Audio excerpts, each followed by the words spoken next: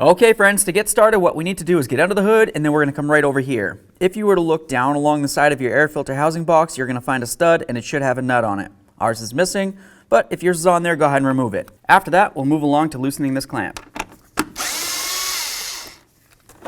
Give this a nice wiggle, separate the two. Now we'll just go ahead and remove this box. Let's go ahead and put a collection bucket underneath the driver's side front. Now that that's out of the way, we have a nice clear view of our oil cooler lines. The next thing we're going to want to do is pop off this little plastic piece right here.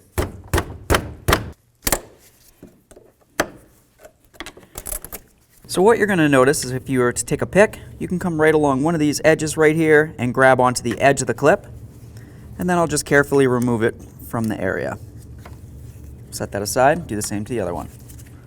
Now that the clips are out, let's go ahead and grab one of those lines. We'll give them a nice little wiggle. We want to work in that penetrant. Try to wiggle this around right here. As I'm wiggling, I'm trying to draw it away from the radiator. There we are. Do the same to the other. Okay, so now that both of those are out, let's get underneath the front of the truck. Now underneath the front of the truck, let's go ahead and remove this shield.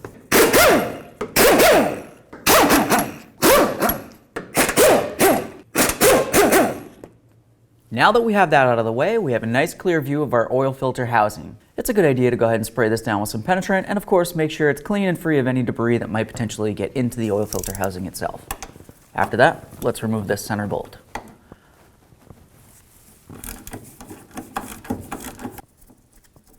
Make sure you have a collection bucket underneath this area. Let's give this a nice little wiggle and break it free. So now we can move this around, and you're also going to notice that this is nice and flexible, so we can move this out of the way. Just going to go ahead and grab onto this, try to bring it down.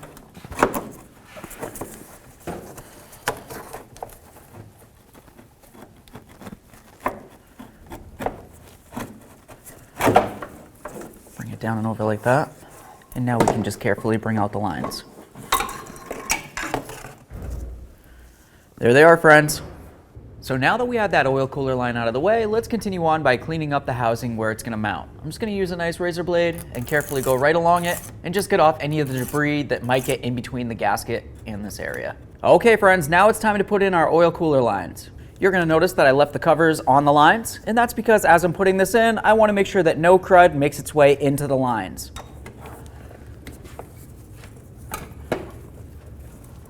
Just going to slide this up and over where it goes.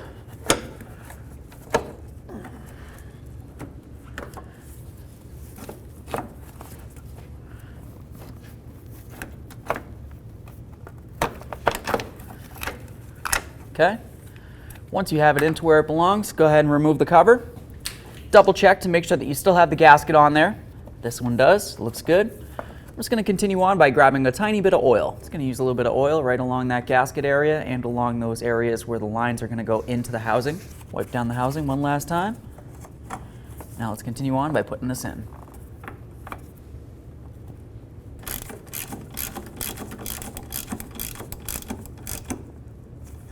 All right, now let's go ahead and snug this up and torque it to 26 foot-pounds.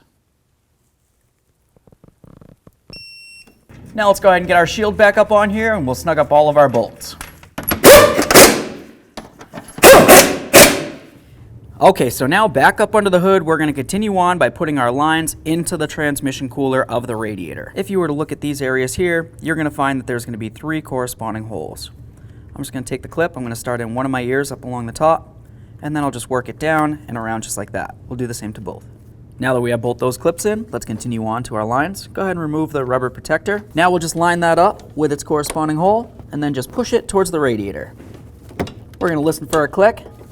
You should notice that the clip is sitting inside the grooves and it's holding onto the line. Give it a nice wiggle. Make sure that that line cannot come free. If it can come free, it's not clipped in far enough. Once you're sure the clip's in, let's continue on by putting on this plastic insert.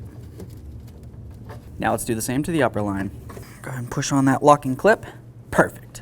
Okay, now it's going to be time to get our air filter housing back in here.